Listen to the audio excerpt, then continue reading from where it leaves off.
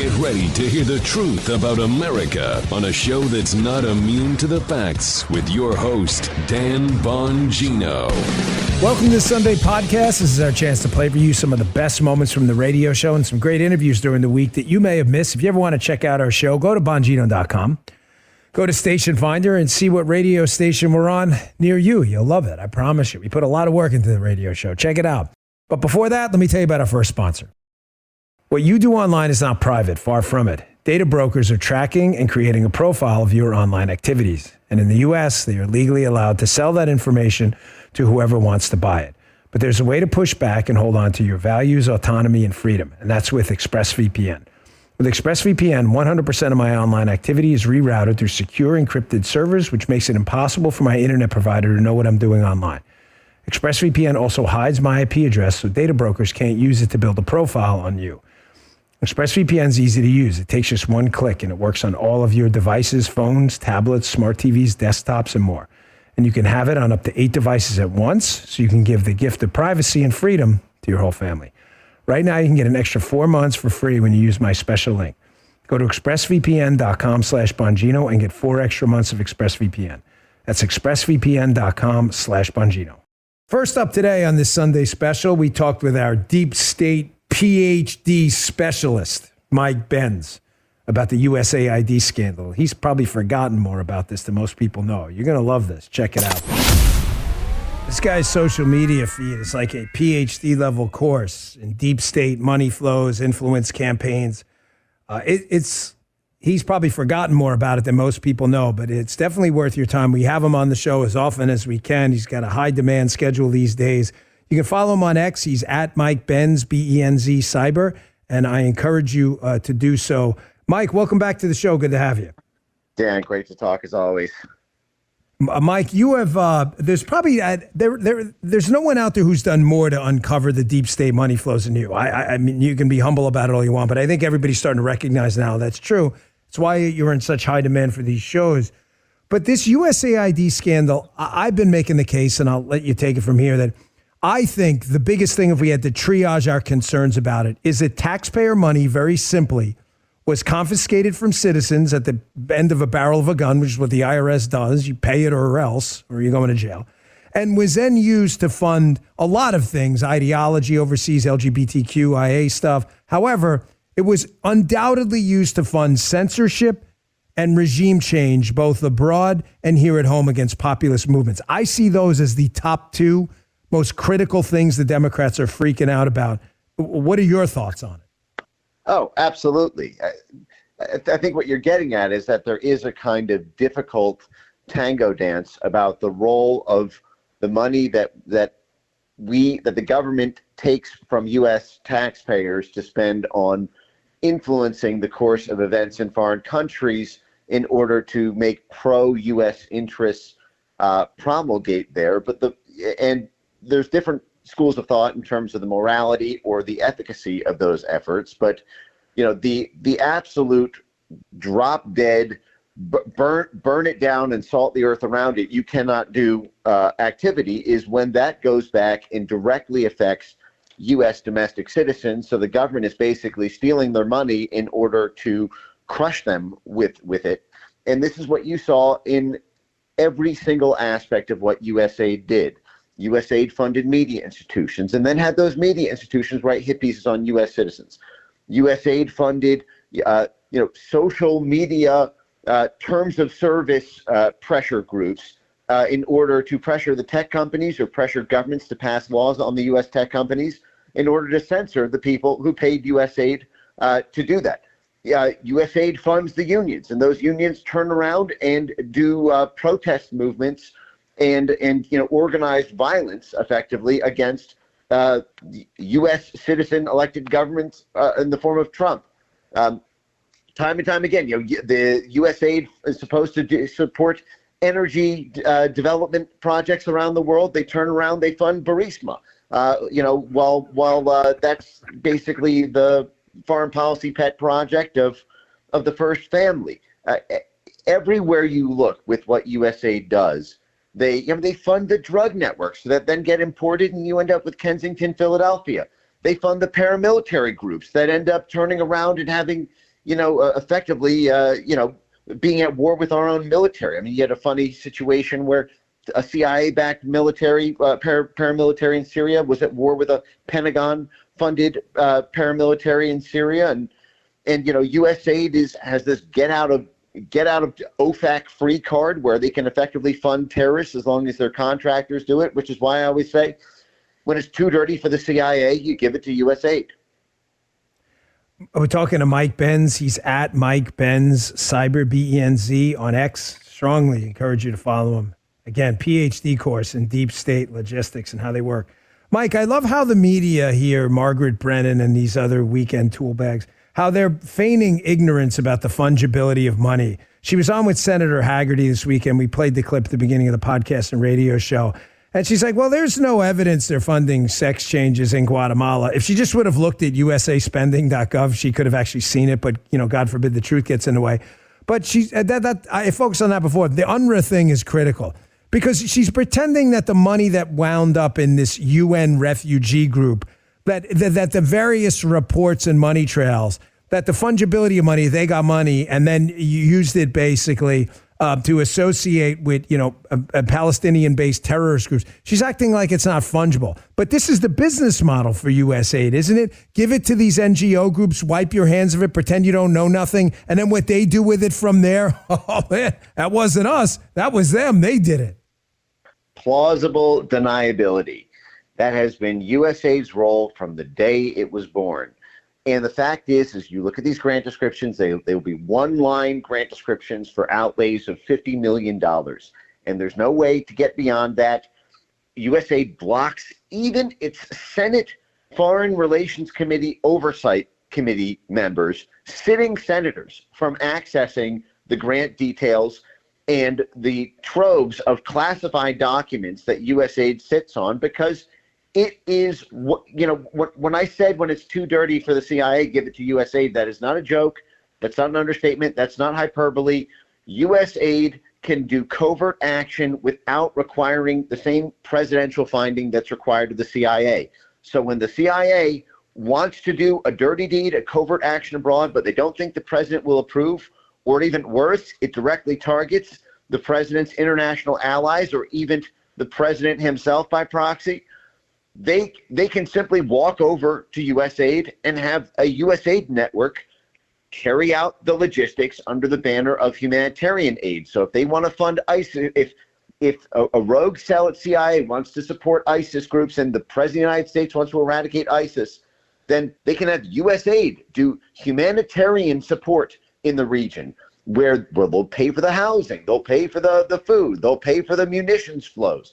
And then it's not a CIA covert action. It's just discrete democracy promotion that, just so happens to go wrong, being done by USAID. I posted an example of this from the first decade of USAID's existence. This was under sworn testimony at the Senate Foreign Relations Committee in 1972 when we were at war in Vietnam and Laos in 1967. The CIA's mercenary army, backed by this commander Ving Pao, it was USAID who paid Ving Pao to purchase 2 CIA aircraft from Air America and Continental Air Services, which are 2 CIA proprietary airlines. This is all public and declassified, nominally in order to help economic development in the region that the CIA-backed paramilitary effective terrorist group was operating. They knew that was where drugs are being shipped out of the Golden Triangle. So basically, USAID bought them the airplanes to be able to retail the opium from the Golden Triangle to Vietnam in order to sell them, in order to fund their own mercenary army. USAID has been doing this since the day it was born. Talking to Mike Benz. Mike, Jerry Baker has an interesting piece just dropped at the Journal. Not a big MAGA guy, but that's fine. I read all kinds of sources. And he makes a really good point here. Something I kind of addressed earlier, he just says a little bit differently. The Democrats are dying on this USAID hill, not because they really care about Guatemalan sex change operations. I mean, it is fit into their ideology, but that's not really it. What they're really defending is an unaccountable government, which is the collectivist communist dream. I mean, when you're a communist, like most of these progressive hardcore leftists are, and you believe in government controlling the means of production, one of the best ways to do that is to fleece taxpayer money and turn it over to the communists who like nothing more than the opaqueness of USAID funding, and then use it to break down a merit-based capitalist, a constitutional republic, and populist movements around the world. I mean, they're dying on this hill to defend what I'm getting at is the unaccountability of the operation. It's not even specific things. That's what's going on here. I definitely think that's part of it. You know, there is another aspect of it that I think is parallel and on par with how sinister that aspect of it, which is that the cynical exploitation of race, gender, and sexual orientation and religious cleavages within countries in order to selectively rig its internal politics. You know, so the fact is, for example, it's not just the Democrats, the Republican wing of USAID and the National Endowment for Democracy also fund, for example, transgender dance festivals and these sort of woke identitarian events in countries where those demographic groups represent an anti-government force where we're trying to take down that government, or represent a pro-democracy force when we are a pro-government force when we're trying to stabilize that government against insurgents. So, for example, a lot of these more radical extreme elements that will come from, you know, sometimes folks within the country's transgender community,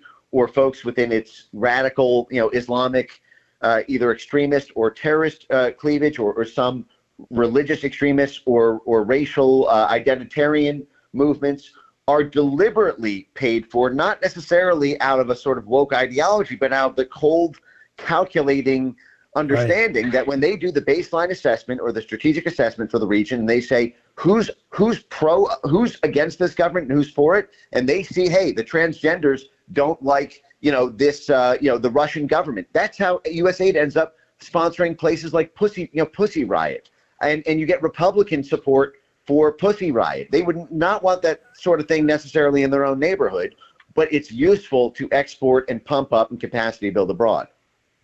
I think we're saying the same thing. I may have said it, Pooh. You're always, of course, more eloquent than I am, but I got a few minutes left. But what I'm getting at is Yeah, but it's the name of a band, by the way, folks. That in case you're the whole Pussy Riot thing. I'm sorry, we're not referring to anyone's anatomy for FCC purposes. Jim's looking at me, Mike, like he's talking about the band. Department in order to destabilize Russia from 2010 to 2012. It was a very high-profile diplomatic incident because they were organizing violent street protests, sort of in the name of radical feminism and LGBT causes. Yeah, look it up, folks. It's the real thing. I can see it now. Jim's looking at me like he knows what you're talking about. But what I was getting at before, and you said it again better, is this otherism. That Democrats, what I was getting at is they really don't care if you get a sex change or not. They don't care if you have nuts or you don't. And in this case, I am talking about it. They don't care. That's not what it's about. What it's about is if they can find an identity politics group and use it to say to this pseudo-victim class, those guys hate you in the populist movement, therefore rebel against them. They don't give a damn about your cause as long as your cause, it's like the anti-communist David Harris approach, is against that's the only reason they're doing it. Is that that's exactly right. Look at what just happened here in America, where there was this big Democrat cause for decades about Hispanics and how Hispanics can be sort of mobilized as anti-Republican, anti-Trump force. And then you see the Cuban population turn out, in huge numbers for Trump in 2016, 2020, 2024. What does the Democrat coalition go around do? And they say, well, actually, we shouldn't really include Cubans as part of, Hispanics. They're not useful as that sub-demographic is not useful. So that segmentation strategically is a big part of this. Or Mike, what about religious minorities, Jews in the United States, or ethnic minorities like Asians in the United States getting into college? They're like, no, they don't count, man, because they're white adjacent. You're like, what the hell is white adjacent? I got about a minute left. Take it. I encourage everyone to go to DuckDuckGo, Google, Bing, whatever. Go to the CIA World Factbook right now. Type in any country in the world, and what you will see is a breakdown exactly like that. Why does the CIA keep such detailed statistics of race, gender, sexual orientation, and racial denomination cleavages in every country on earth, because that goes into the baseline assessment or the strategic assessment in terms of what assets to build up in the country, or what assets or what chess pieces to take down in the country in order to achieve a particular operational goal. And so that sort of religious cleavage point, that's playing out in Ukraine right now, where you have the State Department basically trying to pressure Ukraine, and even USAID sponsoring media organizations to pressure the Ukrainian government to box out the Russian Orthodox Church and various things like that. But this is basically civil war planning that we do in foreign countries come home to roost in our own. Mike, I got to run, but I'm throwing this out there. I saw you said last week, and I'm sure you got 1,000 takers, that you needed like 2 hours to go over this. When we open up our new studio in a couple of weeks, I'm happy to promote all your content. Jim will be there. You are more than welcome. I will give you the whole 2 hours. We can do a weekend podcast. It'll blow up. So I got to run. That'd be epic. Thank you so much. You would be, okay, man, because of you, not because of me. Mike Benz, he is at Mike Benz Cyber. You see why we have him on. You want a diagnosis of the deep state, go to people who know more than you. Here's my advice for you folks, quickly. Always be the dumbest person in the room. What do you mean? Because if you're hanging out in a room where you're the smartest person, you're not going to learn anything. Always hang around people smarter than you. You will leave better off. Another great interview next, but first, let's get to our next sponsor.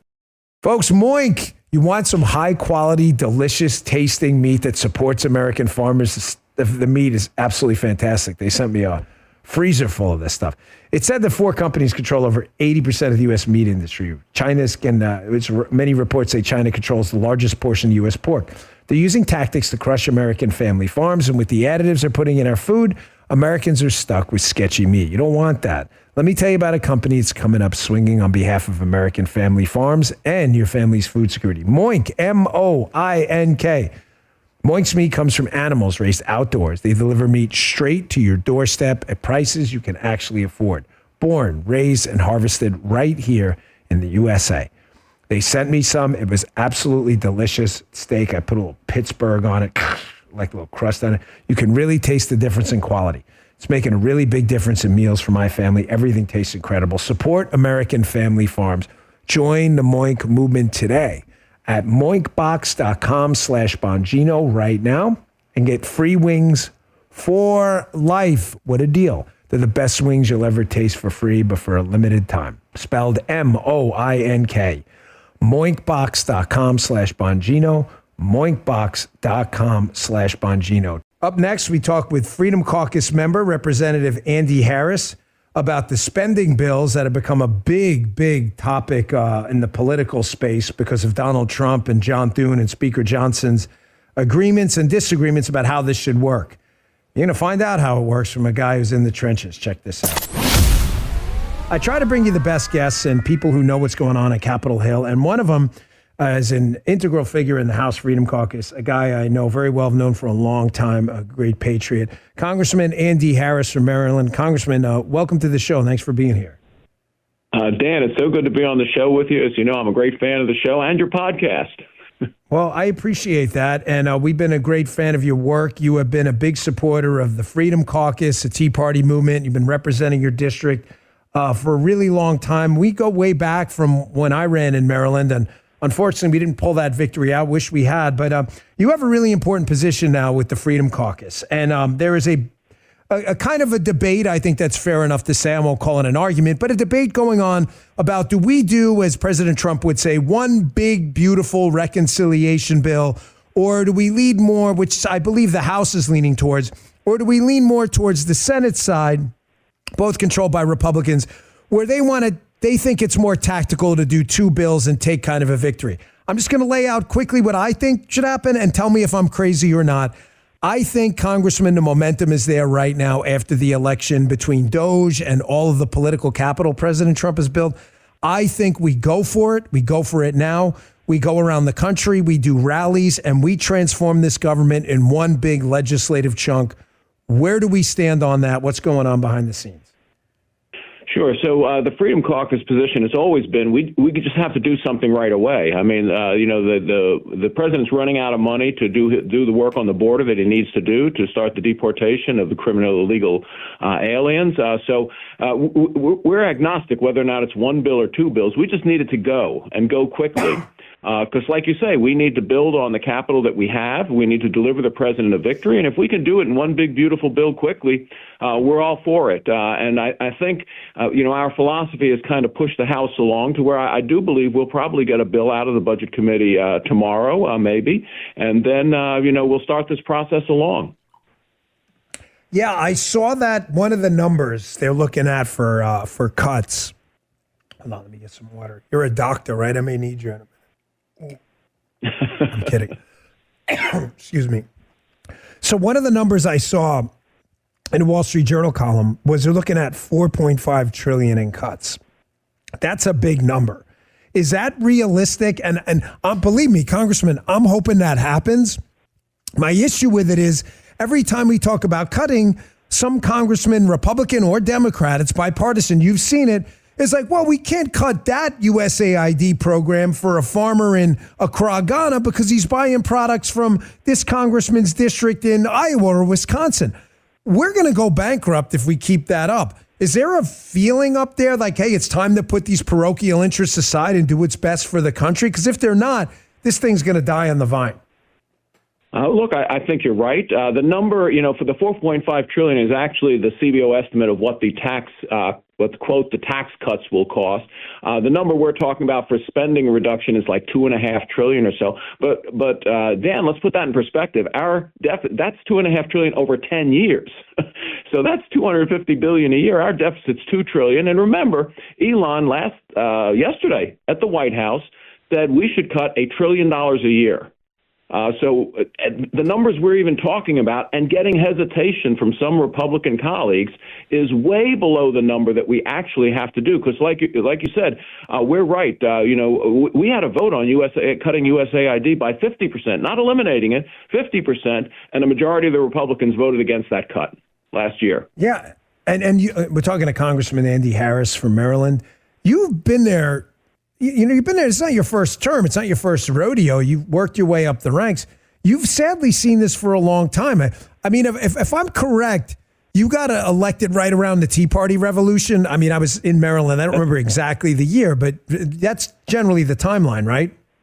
That's absolutely right. It was a 2010 election. It was a Tea Party election. We went to Washington to cut the deficit and restore fiscal sanity. Just to remind everyone, the deficit at that time was $300 billion, only $300 billion, and we thought that was a large deficit. Right. Remember the stimulus package when we first crossed the $1 trillion deficit under Obama, and we were like, this is the end of the world. My gosh, now it's $2 trillion. We're $30 trillion in debt, and I think sane Americans are like, is there even a path to pay this thing down? But that kind of leads to my next question. The Democrats up on Capitol Hill, and I'm not giving them political advice. I obviously want them to lose. Their ideological position is spend us into bankruptcy. I don't want that to win because I want America to win. However, fighting against this Department of Government Efficiency, Congressman, you deal with Democrats all the time up on the Hill. Let's be candid. They're usually tactically smarter than this. Their ideology is ridiculous, but they're usually not this dumb. This is one of the biggest political losers of all time that I'm really shocked that they don't just come out and go, you know what? We like government, Social Security, Medicare, it's all great, whatever, but their position. But yeah, there's some inefficiencies, and if we're going to have good government, we need a lean and efficient government. That's not what they're saying at all. They're calling Elon a Nazi, a fascist. This is an absolute loser for them in the long run. I couldn't agree with you more. I hope they keep on fighting DOGE. I hope they keep on talking about how we need to restore all the funding to USAID so that we can do transgender comic books. I mean, you're right. They are politically tone deaf on this, but that's good for our side. It's great for our side. It's just kind of shocking to me because it pains me to say it, but I engage in political realpolitik and not fantasy land. That's why I think the show does okay, for people. When you went through the Tea Party, I'll give you a perfect example of how the left is usually better at messaging. I remember seeing campaign ads against you when you first ran for re-election, And you may have put out a positive statement about the fair tax one time, which is a great proposal, a consumption tax in lieu of an income tax. And the Democrats were hitting you on it. Andy Harris wants a big tax hike. That's not at all what you can look it up. But the point is, like, the Democrats are usually better at lying than this. This is the kind of thing where it's just come out and say, okay, Elon's right. Like maybe a paper system that goes into a mine 200 feet below the ground for OPM that government employees manage by hand, so we can't even get people to retire the right way. Maybe that's a bad idea. Like that's the kind of thing that the same Democrat would be like, oh, okay, a little bipartisan agreement on that one. Like this is a genuine loser. No, they've bought into the lunacy, and they're still with this attitude of if Trump supports it, it must be bad. And I think they forget what happened back in November. They forget that the American people actually view the federal government with a question mark, and they applaud what's going on. And again, look, if as long as they want to stay tone deaf, I'm all for it. You go ahead. I'll have a discussion any day about whether or not we should again be doing transgender comic books out of with federal taxpayer dollars in foreign countries. Right, Congressman Andy Harris. We're talking to Congressman Andy Harris from Maryland, House Freedom Caucus.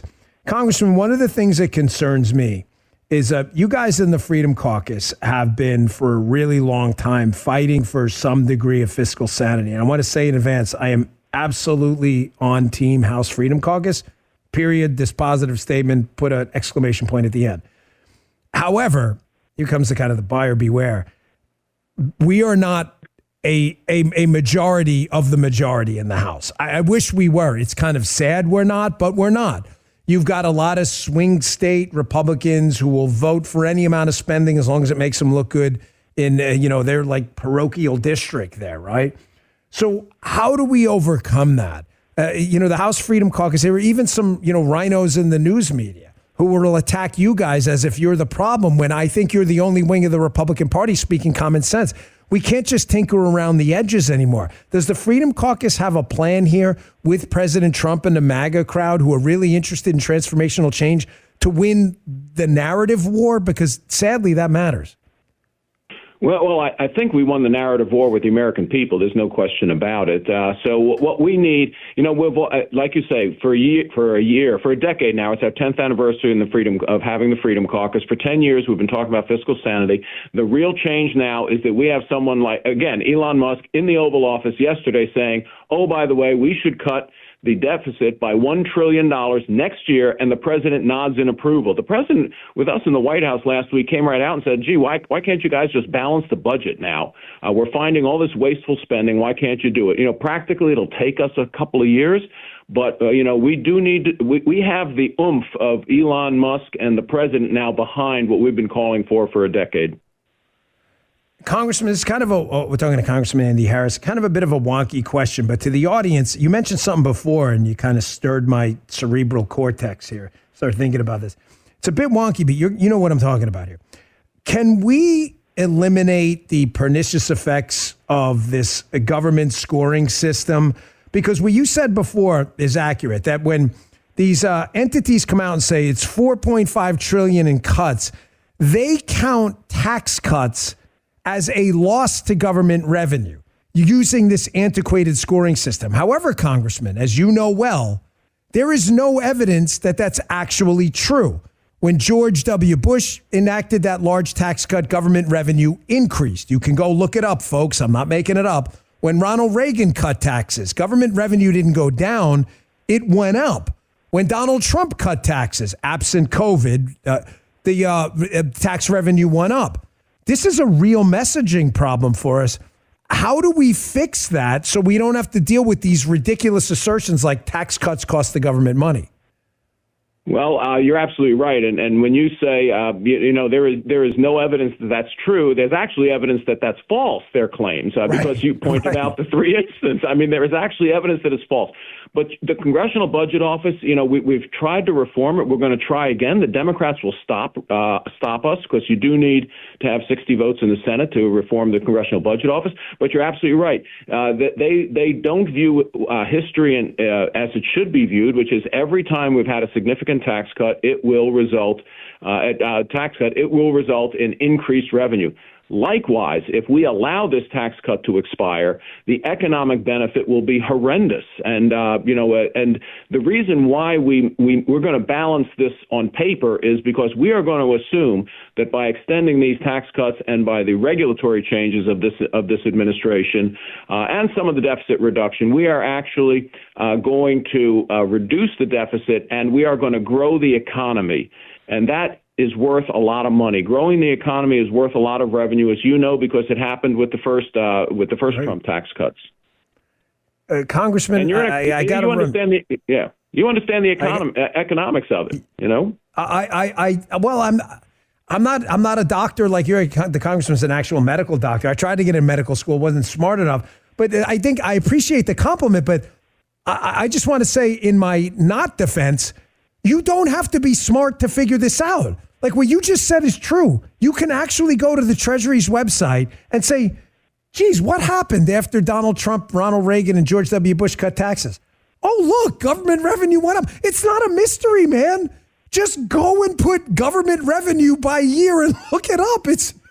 That's what bothers me so much. You're a medical doctor. I'm not. It doesn't require any intelligence at all to go punch it in a website and look yourself. And they will still make this stupid argument that tax cuts are correlated with lower revenue. I'm glad you cleared that up, and I really wish we could clean up this damn scoring system because it's killing us. Congressman Andy Harris, can you come back with us next week and give us an update, if you're available, on what's happening with this reconciliation bill? Because this is the biggest legislative item right now. If you have some time next week, we'd love to have you. Absolutely, Dan. You got it. Thank you for coming on. That's great. Jim, sign him up. Got it on tape. He is a very powerful member of the Freedom Caucus. And again, known him a long time. Nothing to do with my spreadsheets outlook on stuff. But if you're going to get significant cuts, the gentleman you just heard is going to be a part of it. Because that Freedom Caucus is really, really coalesced around this idea of finally getting some actual spending cuts for this bloated slob of a government right now, feeding at the trough of the American taxpayer. Another great interview next, but first, let's get to our next sponsor. Hey, one of my favorite traditions is choosing New Year's resolutions. We all get the opportunity to start the year fresh, set goals, tackle new challenges. This new year, I encourage you to learn something new. With Hillsdale College, they have more than 40 free online courses, more than 40 free online courses. Learn about the works of C.S. Lewis, stories in Genesis, the meaning of the U.S. Constitution, the rise and fall of the Roman Republic, or the history of the ancient Christian church. With Hillsdale College's free online courses, they're really incredible. I've been enjoying lately American Heritage. It examines the history of America from the colonial era to the present, including the major challenges to the founders' principles and great controversies in America's history, including the current crisis of progressivism. They have centered around the meaning of those basic foundational principles. These courses are self-paced, so you can start whenever and wherever you like. So go today to hillsdale.edu/Dan and enroll. There's no cost. It's easy to get started, and you'll get smarter by the day. You'll become a better debater, too. That's hillsdale.edu/Dan to enroll for free. Hillsdale.edu/Dan. Courses are great. Check them out. The Roman Republic one is fantastic, too. We talked with Tennessee Congressman and frequent guest on the show, Tim Burchett, never a focus group tested talking point guy, as we addressed in the beginning. Check this out. So I was scrolling through the internet and doing some show prep for later. Tomorrow, the podcast, it's a nonstop show prep cycle. I just enjoy what I do so much. And I saw this congressman. He's been on the show many times, Congressman Tim Burchett. He was on CNN. Doing what he does well, debating with a deranged left-wing lunatic who seems to be fabricating fictitious talking points by the bundle. And he did a great job welcoming to the show Congressman Tim Burchett from the wonderful state of Tennessee. Thanks for your time today. Dan, it's always an honor, brother, and I can't say how much I appreciate you and putting the message out to America, man. I thought we were on the cusp of losing our dadgum country, and y'all just keep putting the truth out there, and it helps. Oh, thank you. Well, you've been doing such a good job. You know, I appreciate that you go on CNN. I know a lot of people have a different opinion, and they say we should boycott these networks. I think it's a mistake. You have a particularly valuable skill. You're a very good debater on TV, and unlike me, you're calmer about it, which is a good thing. I'm learning and I'm getting there. When debating politics, I get fired up. But she was making, the commentator, Pamela Brown, whoever it was making some ridiculous point, and I'll play the clip on my podcast tomorrow, but I have you here to talk about it directly. That, you know, they have access, these Doge people, to these, you know, sensitive government systems. Now, number one, the only way to clean up government systems of fraud, waste, and abuse is to have access. But that's such a phony, fraudulent talking point. Nobody cared when the IRS and Lois Lerner were credibly accused of targeting conservatives using IRS data. Nobody complained, Congressman, on the left, or made a big political point out of the OPM hack by China where my information was stolen too. I mean, they don't really care about that. They just care about the gravy train drying up. That's exactly right. I said in committee, it's the gravy train's on biscuit wheels, and it's about to run off the track. That spigot's going to get closed up. And if you're from the north, get one of our good Southern people to explain to you how the gravy train and biscuits work. But anyway, all they're doing is attacking Trump, President Trump, and they're attacking Elon Musk. You know, all of a sudden, it's wrong that somebody is wealthy in this country. You know, capitalism, outside of Christianity, capitalism has delivered more people from despair in this world than anything else. Our State Department ought to be more concerned about two things: promoting democracy and promoting capitalism instead of drag shows down in Central America at taxpayer expense.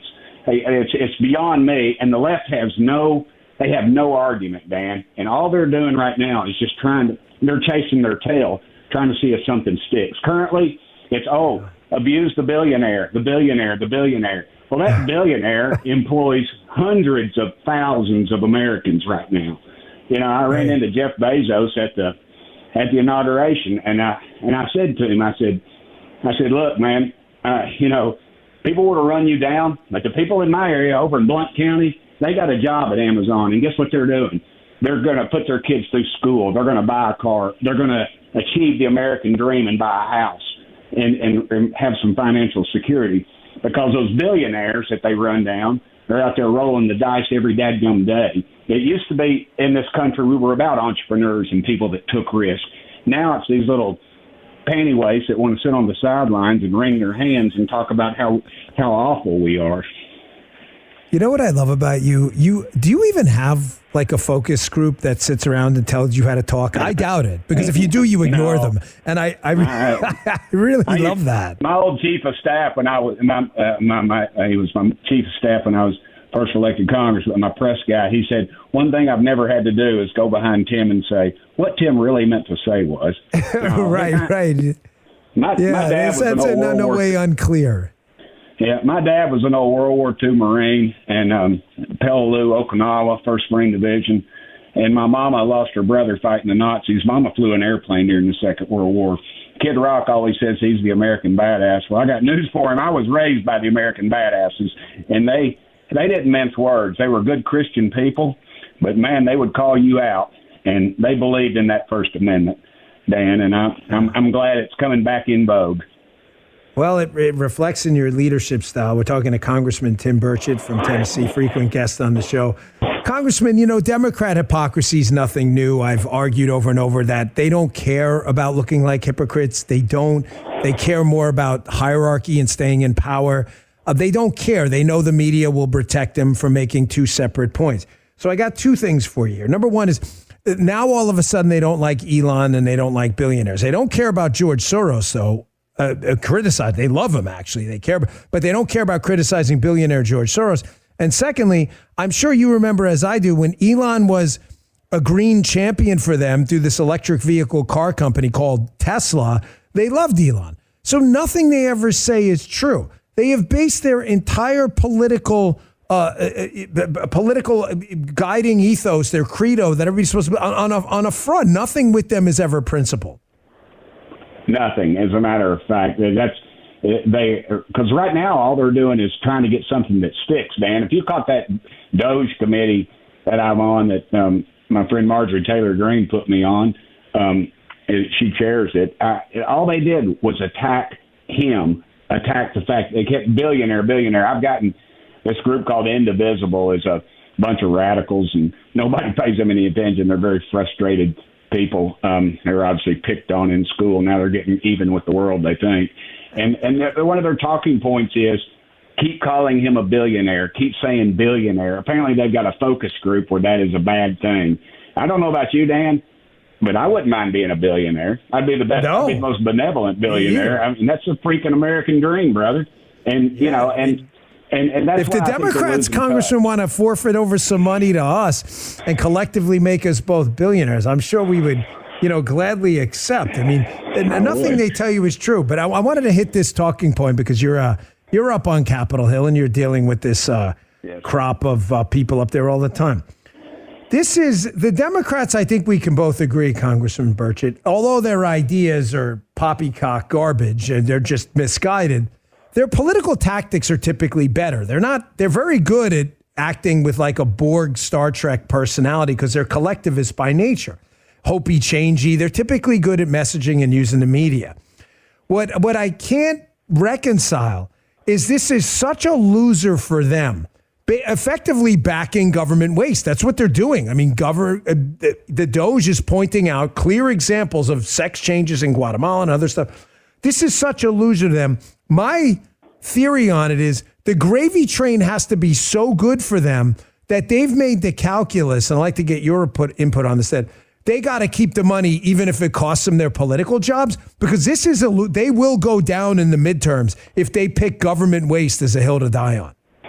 I agree, but you got to realize these people that are Marxist and far left, they represent districts that are Marxist and far left. You've got all the working people have left some of these districts, and that's why the big push was for allowing illegals to be counted on the census in a congressional district. And they allegedly can't vote for them. But what happens is everybody leaves unless the ones that can't or they're on the government tit. So they're going to keep putting them in. There's like 5 to 7 congressional districts in California alone that would not be in Democrat hands. Look, they don't care what happens to the country. This is evident because of the $36 trillion in debt. Every 100 days we have another trillion. All they care about is their little cut. And you'll get that 25-30% of far-left radicals that somehow that run a lot of our school systems and colleges and universities in this country, and they'll stay in power.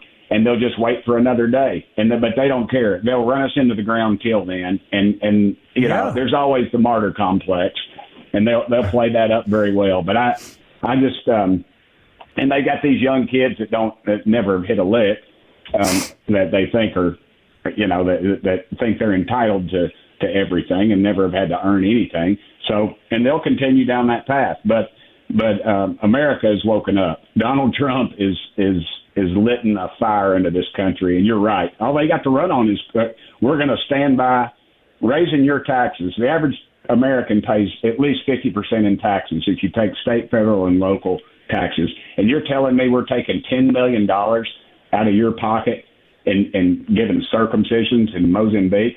One even worse, East Tennessee, rural East Tennessee, Upper East Tennessee, and Western North Carolina, until Donald Trump came into office, they were still without power. They were still without water. And the only person up there was Franklin Graham's group and a Mountain Strong group, a group of folks I know that all volunteers. And we voted on in Congress $100 million for relief. And I didn't vote for it because I said one of two things. They'll either steal it or misdirect it. Well, they did both. They sent $54 million to New York City to put a bunch of illegals in fancy motels. And Americans are doing without. Combat veterans are living under bridges right now. And it's because of this crazy radical left that we've allowed to come into the Oval, that was in the Oval Office for 4 years. And finally, America's woke up. But I'll tell you, we better be ready. We better hold our guns because We got about 100 or 150 days left of this because Congress will lose its nerve, both parties, because you know what's going to happen?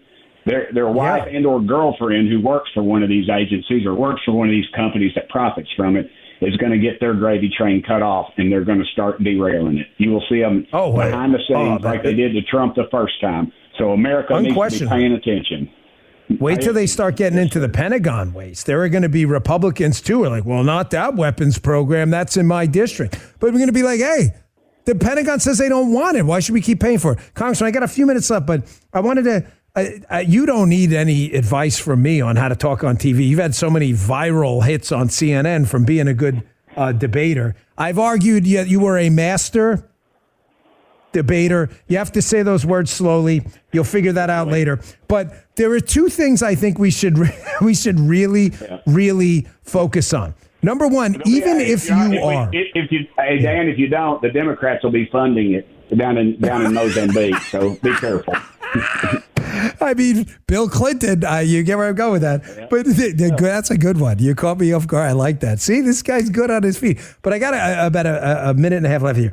That we should focus on, even if you are a supporter of unchecked entitlement programs that need reform. You're like, Social Security, forget it. We should still make the point, even if you are in that direction, this money is being stolen from the same pot of money you're going to get. So even if we don't even look at Social Security, there is still a one pot of government money. And the second thing is, they keep talking about like, well, you're robbing food aid from people in Accra, Ghana, whatever.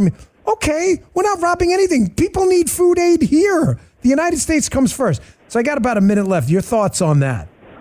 100%. I remember when Reagan was in the White House and he cut a program that it cost $1 to get $1 in somebody's hand. So he cut that delivery service down and was still getting $1 to the people. And the left hollered, oh, he cut half the program. Well, yeah, he did. He cut the bureaucrats out. That's exactly what Trump's doing. You had a group of protesters in our meeting the other day and disrupted it. I'm sure they were paid by Soros or one of those guys. And they said, oh, you're cutting out this thing for AIDS and people that have AIDS. And they marched and they screamed and they were escorted out. And if they'd have just watched you or Fox or somebody, they would have known that Trump had not cut that program out. You know, all they're doing is extremes. They're trying to scare the American public. Yeah, if you got a no-show government job and you're not a member of the mob working at some construction site, allegedly, you're going to be out of work, out of a job. You're not working, and for good reason. We've got to straighten this thing up. We're $36 trillion in debt. Our great-grandchildren cannot afford this. Too many people fought and died for this country to just throw it away for these dirt bags. Let's take our dadgum country back. I got to tell you, having you on the Doge, Congressman Tim Burchett, got to wrap this up, but having you on the Doge with Marjorie Taylor Greene, the Doge Committee, is going to be a tremendous messaging asset. And please continue to go on these liberal networks. There's no sense preaching to the choir. You know, that you're doing a great job, and we really appreciate it. I'm going to cover your hit with Pamela Brown, actually, on tomorrow's show, too. So thanks a lot for coming on today. We really appreciate it. Thank you, Dan. People in Tennessee love you, brother. Love you guys too, man. Love you in Tennessee, and he's a good man. No squishes on this show. You know the rules, but I met him personally. Super nice guy. Remember when we did the show in Nashville, Jim? He stopped by, and just a great guy. So you do got some good people up there. That Doge Committee is going to be where it's at.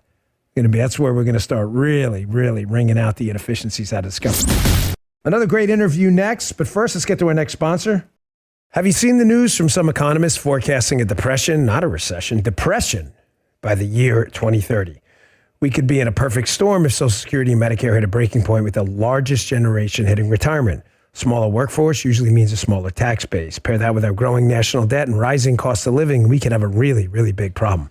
So what are you doing now to protect your family for the future? Well, gold has been a safe haven in hard economic times, and Birch Gold makes it easy to diversify a portion of your savings into physical gold. Birch Gold will help you transition an existing IRA or 401k into an IRA in gold, and it doesn't cost you a penny out of pocket. Help protect your future today.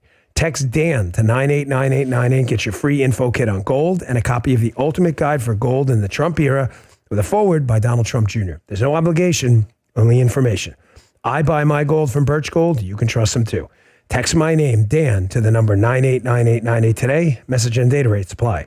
Finally, we talked with the Daily Wire's Michael Knowles about his viral debate with a group of LGBTQIA2+1, I'm losing track of it all, activists. It was amazing. Here it is.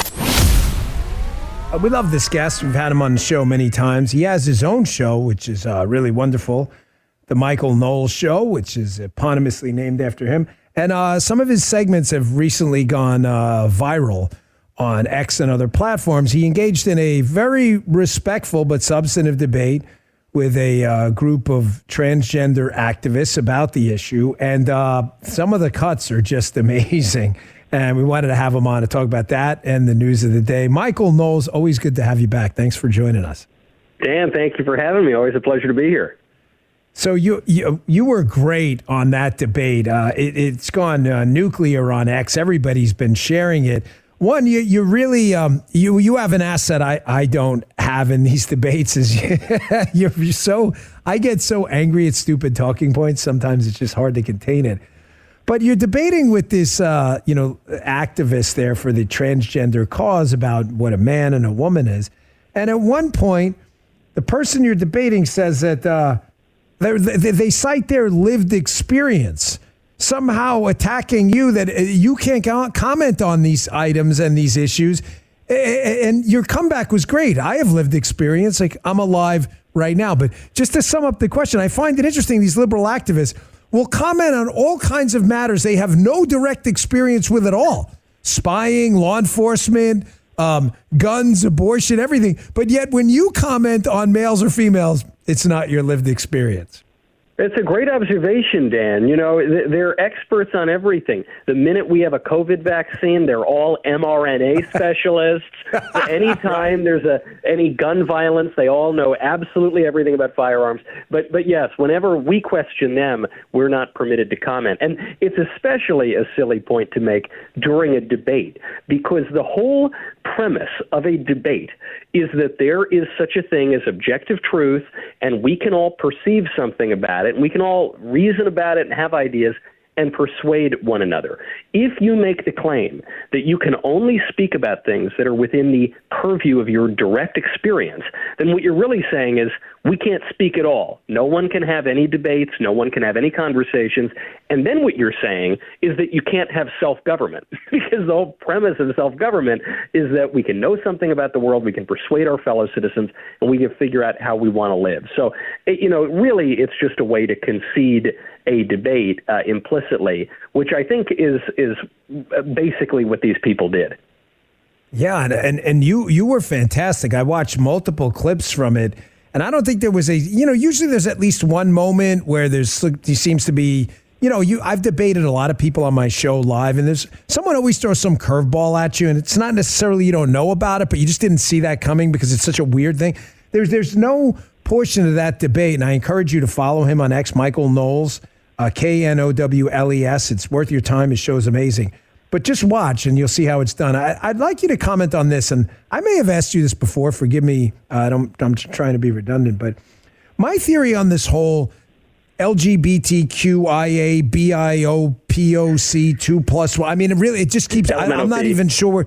Yeah, element of. I'm really not being like disrespectful, but I just really don't know where it ends anymore. Is that this is another progressive kind of proxy fight where it's just a war on objective truth. So we as conservatives, Thomas Sowell calls it the conflict of visions. Right? We have this worldview that there is objective truth, like you just said, and facts and data will help us get there. Liberals don't like that, because if there's objective truth, there are objective values. Everything has to be discretionary, and that's where government fills the hole. We get to treat people differently. We get to screw this guy over, screw that guy over. They need to have government be the arbiter and be subjective in how they treat people. So they can't have simple facts out there. Like, you ever see their war on math? It's the same thing with their war on gender. They know it's true. They're not stupid. They just can't have any objective truth out there. So it's just a proxy fight for, the filling the vacuum with subjective government. I think you're totally right about that. It is a proxy fight. Sometimes people will say, why are we spending so much time talking about this relatively small percentage of the population?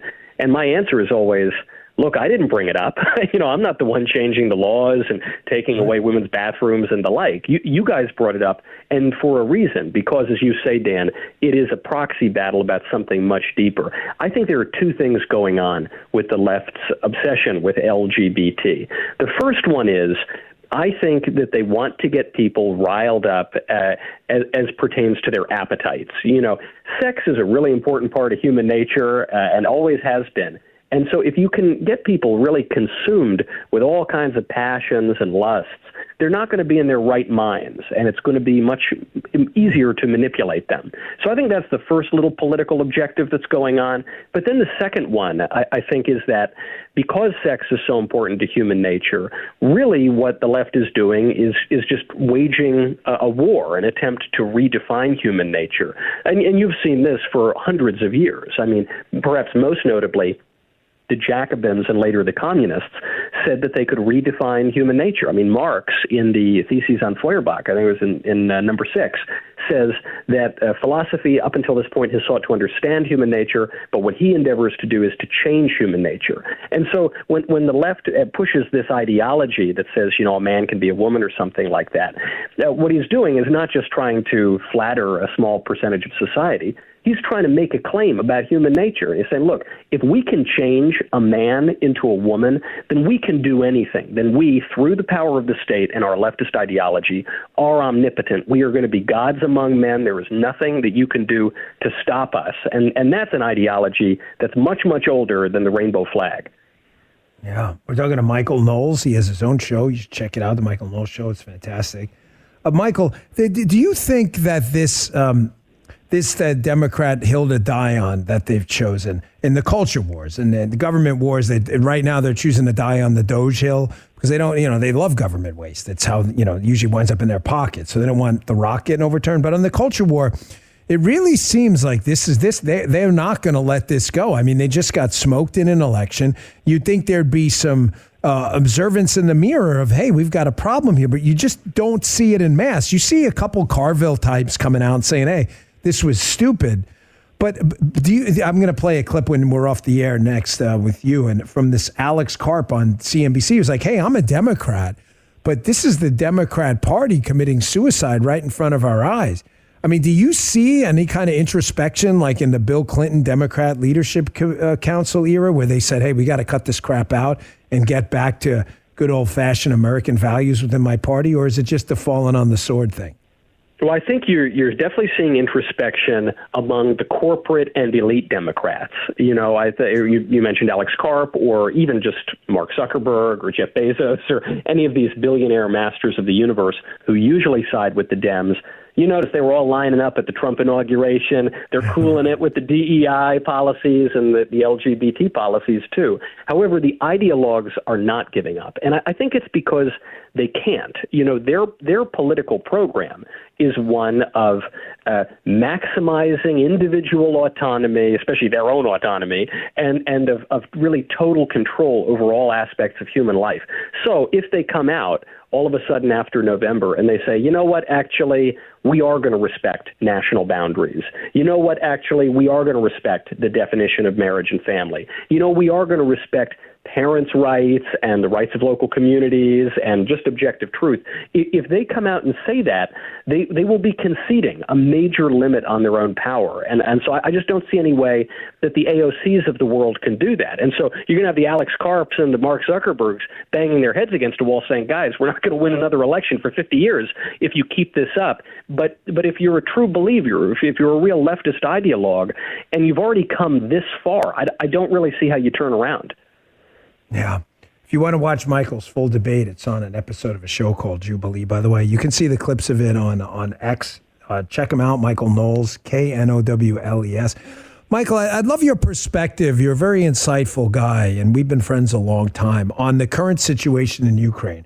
One of your colleagues at the Daily Wire, Ben Shapiro, I did the show about a year ago, and Ben and I had a good 10-minute conversation about this, and it was interesting because when we took the time to listen to each other, I think we both found some value, even though we have a different perspective on it and what others had to say. The left doesn't do that. What's really frustrating me about this argument is it's become so completely emotional that it's devoid of reason, logic, and facts. The argument has become Putin bad, Zelensky good, which is, it's almost childlike, the argument. It's gotten to the point where you say something like, hey, man, I'm open to the idea that we need international partners. We all live on this rock called Earth. But is anyone going to present an avenue and an off-ramp to this war that actually makes sense? Because I haven't heard it yet. And the first thing from simpletons is, you're definitely a Putin puppet. It's just really distracting. And now with this news about Zelensky and the rare earth minerals thing, I'm thinking to myself, Trump's the spreadsheets guy. He wants an answer. Nobody's giving it to him. And then they get mad at him for saying, hey, man, produce the goods or get off the shot clock. I totally agree, Dan. The propaganda has been so frustrating because, believe it or not, I'm old enough to remember before the war broke out in Ukraine. I'm old enough to remember when even our liberal establishment media would point out that Ukraine is a very corrupt country, when the establishment media would point out that Ukraine has elements within its militias and military that are neo-Nazi, that were actually booted off of social media platforms such as Facebook. And then the moment that the war breaks out, all of a sudden we're told that Ukraine is the picture of a Madisonian democracy. It's basically the 51st state. Forget about all that Nazi stuff. Actually, if you don't support Ukraine now, you're a Nazi. And I thought, look, please, I understand it's a complex situation, but please respect our intelligence enough to recognize that reasonable minds might disagree. I mean, I think going back to the 1990s, you have very, very intelligent foreign policy thinkers like Henry Kissinger, Sam Nunn, Daniel Patrick Moynihan, all saying that Ukraine needs to exist as a buffer nation. Okay, there's a role for buffer states. They can mediate between greater powers, and that it would be crazy for NATO, for instance, to expand into Ukraine, that might lead to more war and more bloodshed. When President Trump comes out and he says, this war never would have started on my watch, I know people think he's exaggerating or boasting. I think he is 100% right. There is one administration in the last 20 years on whose watch Vladimir Putin has not further invaded another country. Wasn't Bush, wasn't Obama, wasn't Biden. It was Donald Trump. And so now you've got this war that has broken out because of feckless leadership. And you've got two possibilities. You can either continue the liberal American grand strategy of allowing Ukraine to be a meat grinder and hoping to kill as many Russian soldiers as you possibly can and sacrificing the young men of Ukraine to do it, or you can say, some years now has been enough and we need to wind this down. Blessed are the peacemakers, because, by the way, if we let this war continue on, it could spiral on beyond the guesses of our genius elite liberal class, and you could be in a really serious regional or even global war. There's nothing bootlicking to Vladimir Putin about that realistic foreign policy. And I think, happily, the adults are back in charge, and we're going to see a serious resolution. Yeah, I couldn't agree more. That was really unbelievably well stated. The simple minds are not on our side. I am perfectly willing to concede that Ukraine didn't deserve this. The Ukrainian people didn't deserve that. No one's saying, no one's even mildly suggesting that. But treating this like, oh, good guy, bad guy, and leaving out the big, bold bullet point that the guy's got nuclear weapons. I'm not saying it's got to dictate everything we do. It's just hopelessly naive and stupid. And I don't want to be told I'm a Putin puppet for recognizing reality. That's a real thing. Michael, you have a great show. You're my wife's favorite podcast. She loves you. You're the best. I love your show, too, because it's so well done. It's called The Michael Knowles Show, Knowles. He's fantastic. Michael, thanks a lot for your time. Great job on that debate. Really, really good work. We appreciate it. Well, thank you so much, Dan. Always great to be with you. And I always say your wife has excellent taste in men, both podcasters and husbands. Thank you, brother. That well said. Michael Knowles, folks. Yeah, she does. She loves the show. Is amazing. He's a really, as you can tell, extremely intelligent guy. And both me and her are like magnets towards people who make us. I always want to be the dumbest guy in the room. Why would you want to be the dumbest guy in the room? No, I'm serious. If you're in a room with people smarter than you, you'll always leave smarter. Don't hang around with people where you're the smartest person in the room. You can only leave dumber. Am I right or am I right? Law of average, regression to the mean. Hang out with people smarter than you. Thanks for checking out the podcast. You can always listen on Rumble and tune into the radio show every day. Go to Bongino.com/station finder to find out where we're on a station near you. See you on Monday. You just heard Dan Bongino.